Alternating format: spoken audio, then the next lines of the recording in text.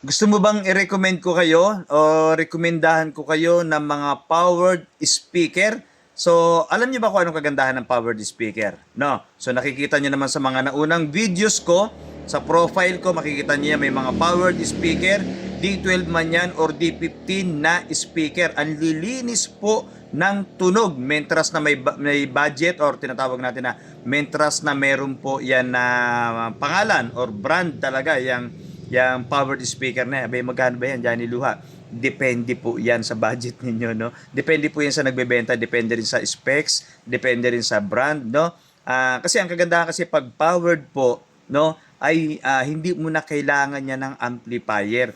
Audio mixer na lang, tutunog na po yung speaker na powered. Okay? So, paano kinukunik yan, Johnny Luha, no? So, si Johnny Luha, ako po yun. Ang pangalan po ng page ko ay Pahina ni Juan Lupa. Okay? So, ito, yung output niyan, yung dalawang left and right niyan, i-connect mo doon sa line input. Meron kasing mga power speaker na walang mic in. No? Depende kasi, iba-iba nga eh. Meron yan mga nakalagay line input. So, left and right, ang tawag dyan, stereo. Okay? So, paano ba nagiging mono, Johnny Luha? Isa lang gagamitin mo, nakasalpak din yung audio mixer, pero dalawang speaker ang gagana. Paano yon? Okay, yung output niyan, ikukunik mo sa line in ng unang power speaker. Salpak. Yung power speaker mo, may output yon. Lagyan mo uli ng cable papunta rin sa pangalawa. Mono yon. Pero mas maganda po, gamitin mo. Dalawa naman yan eh. Di gamitin mo na lang pareho yan. Okay, so left and right.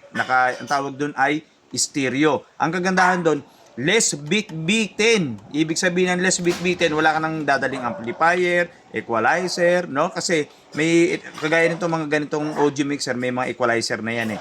So, pero pwede niyo pa naman lagyan. Pero kagaya nun sa simbahan or sa mga in-event ko, no? Mga walang equalizer. Yun na lang mismo, tawag doon mga full range or naka three-way na. Powered na eh. So, ang gaganda ng tunog, ang lilinis ng tunog, di ba, no? Johnny Luha, gusto ko may subwoofer eh. Paano ba yan? Okay? O di kung nasa bahay ka lang naman at talagang gusto mong may subwoofer, di kailangan mo ng isang amplifier para doon sa subwoofer. O halimbawa, tinatawag natin na active yan. O ang active kasi na speaker or powered na speaker, pareho lang sila. Active, ibig sabihin aktibo na. Meron ng kasamang amplifier. So, paano mo ba patutunugin nyo ng sabay-sabay? Dalawa ang output nito eh. Okay? Output ng papunta dun sa speaker mo na powered na full range or tinatawag natin na two-way man yan or three-way, D15 or D12, papunta ron, left and right. Ito sa subwoofer. Kung powered ang subwoofer mo, halimbawa powered yan, subwoofer. Ulitin natin para naiintindihan po ninyo. Kung powered ang inyong mga subwoofer, hindi mo na po kailangan ng crossover yan. Puro po bass na lang ang lalabas dyan. Bakit, Johnny Luha? Kasi naka-filter na po yan. Ibig sabihin nga, built-in na po yung nakalagay dun sa loob. Nakasala na, sinasala na. So, ang lalabas doon ay lahat ng source of music ninyo, microphone, or yung mga videoke or audio na ginagamit ninyo, ay sabay-sabay pong lalabas yan dito sa output. Ngayon, dahil nga may full range ka, tapos may subwoofer ka pa, no? O edi, ang ganda ng tunog nyon. Johnny Luha, output, pwede ba subwoofer dyan? No? Mas maganda kasi nakakunik ang mga subwoofer sa auxiliary or AUX, no? Bakit? Kasi po, kapag sa AUX yan or auxiliary, halimbawa may mga volume ng auxiliary yan. Kung gusto mong subwoofer lang or yung tinatawag natin na ibang audio lang ang naririnig mo, pwede po. Makokontrol mo yung auxiliary lang. Halimbawa, bass lang talaga, no? Si bass lang talaga ang pwede mong lalakas at hihina. No? Nagigits niyo po ba yung tinuturo ko, no? So, kasi sa mga susunod nating video, i-actual ko yan eh. Yung mga ganyan tutorial natin para po nakikita nyo ng actual. So, ang tawag natin dito ay theory or verbal lang muna, okay? Kasi may mga ginagawa naman tayong actual. Ito po, para dun sa mga simpleng nakikinig na lang o nanonood na lang ng video natin kung paano ginagawa, no? Kasi kung sa output, pwede naman sa output yan kung talagang nagpapatugtog lang kayo. No? Sabay kasi yan eh. Kapag umangat yan, sabay yan. or mono. Paano nga mono ang tinuturo ko sa inyo. Ito yung full range. Okay, ulitin natin. Ito yung full range or 3-way, 2-way na speaker. Nakakonect sa input ng unang speaker. Ililink nyo ngayon yung speaker na isa pang powered. Dalawa na. Ngayon, ito yung sub. Okay? Dalawa yung subwoofer mo. O dito yung sub, papunta ng input ng unang subwoofer. Tapos, papunta naman dun yung output ng unang subwoofer. May link uli yan or output. I-connect nyo yung pangalawa. Ang tawag doon ay mono. So, paano? Di makokontrol mo na. So, halimbawa, ito si sub, makokontrol mo yung lakas kung gusto mong wag masyadong malakas. Kung gusto mong malakas ang full range, malakas ang full range.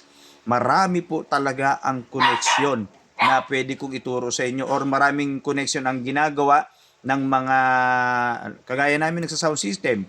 Isa lang po ito sa mga tinuturo ko. Pwede kayo sa output, auxiliary, or pwede nyong gawing mono.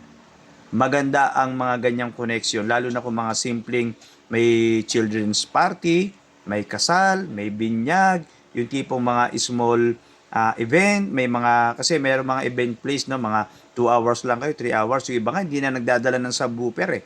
Kasi pag powered na pong speaker ang ginagamit nyo, ang lalakas na po ng bass niyan. Lalo na mentras na pagmahal po ang bili ninyo. No? So, dinidiscuss ko lang po sa inyo yan, yung mga possible na pwede ninyong bilhin.